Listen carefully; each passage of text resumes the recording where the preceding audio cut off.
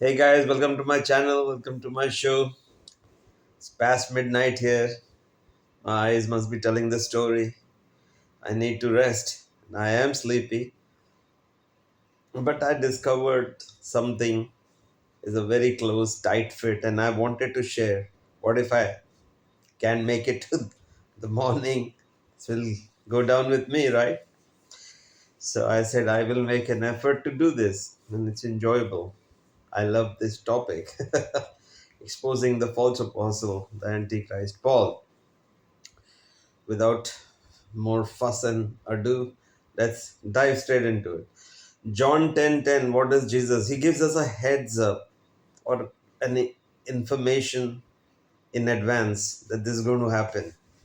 Let's see how tight a fit it is. Comes so good. That's why Jesus' words need to be examined, repeatedly read, not Paul's words.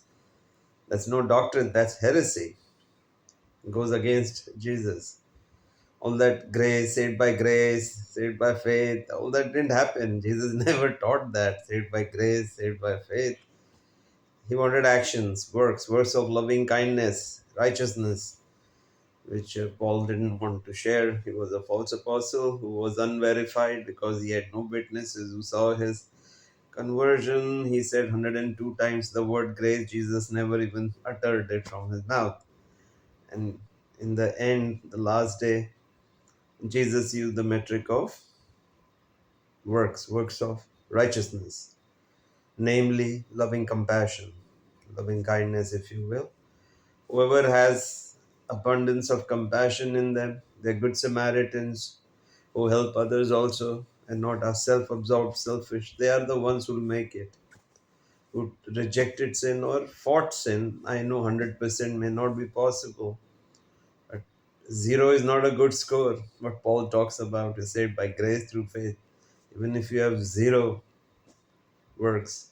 So Jesus expected a lot of good words. I don't know the percentage, 80%, 70% there, but it's better than Paul's zero.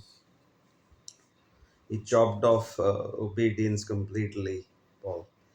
Coming back to John 10:10, I'll read it and you'll know how tight a fit this is. He predicts Jesus. The thief, listen carefully, guys. You'll be surprised, even shocked as I was tonight. I didn't think of this earlier.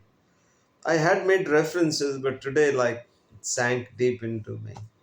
Was talking exactly about Paul.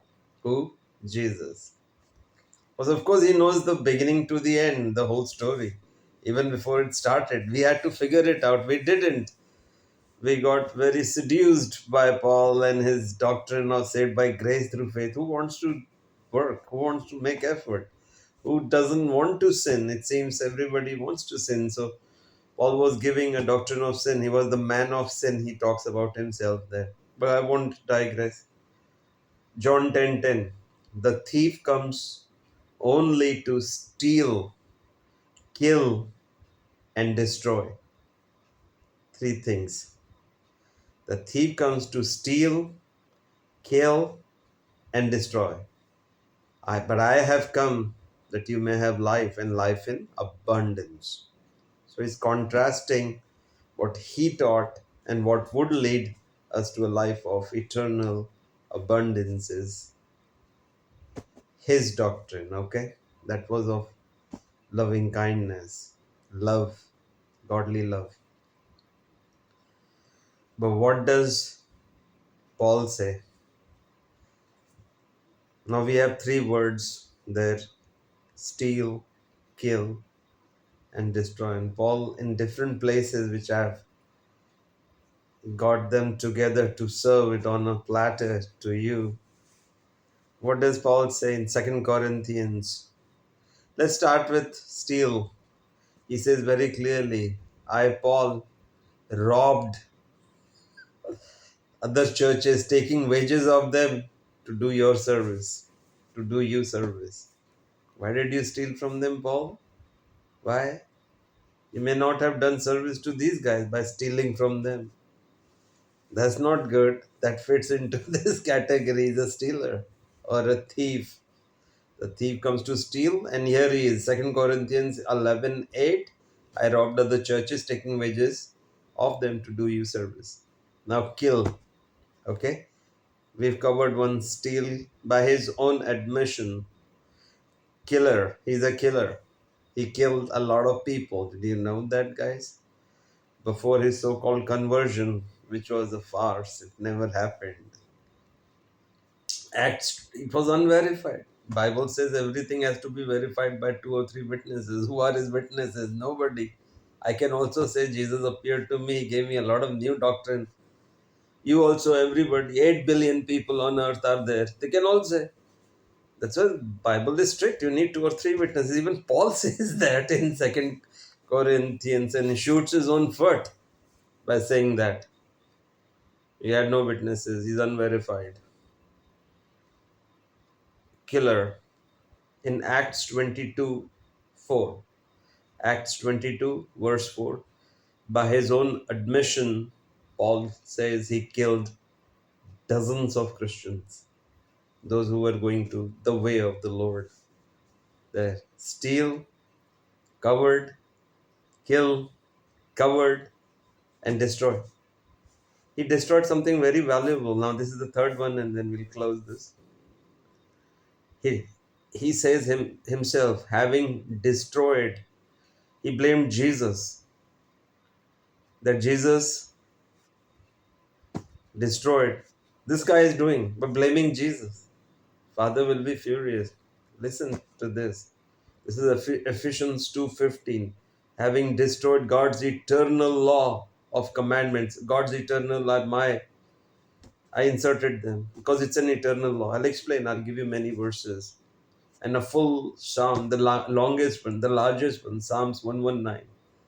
At least 7 to 10 times David says it's eternal forever and ever. If you don't accept that, accept Psalm 7:11. Forever is law. 151, 10 and 11. That says the same thing. Psalms 119, 151, 152. Beg your pardon.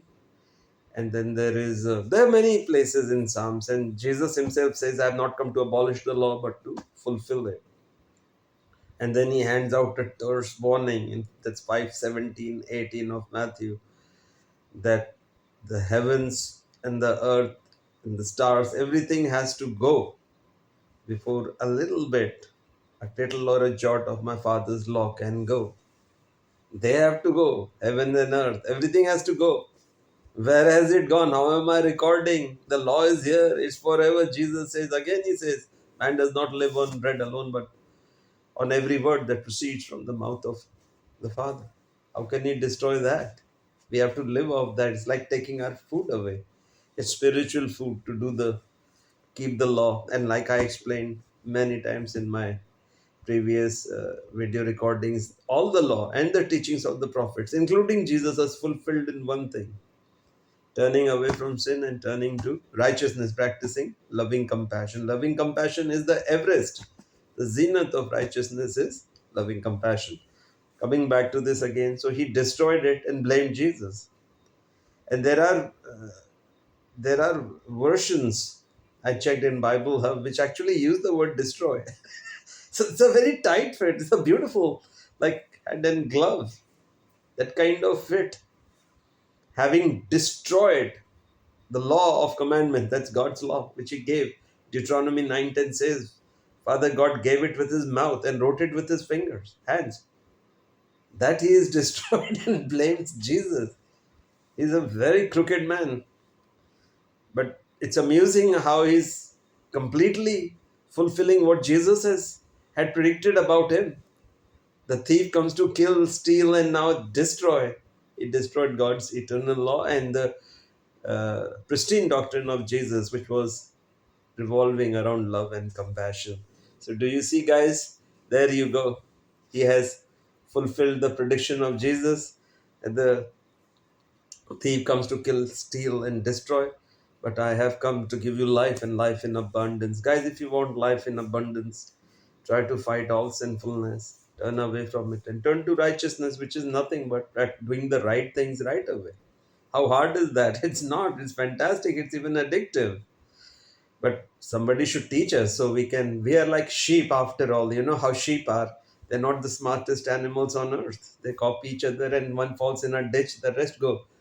We have to be careful, guys. Huh? He tried to kick us into a ditch of hell, Paul, but Jesus says, I've come to give you life in abundance. So, guys, thank you for joining late in the night. God bless you all, and look forward to seeing you and serving you again tomorrow. Blessings.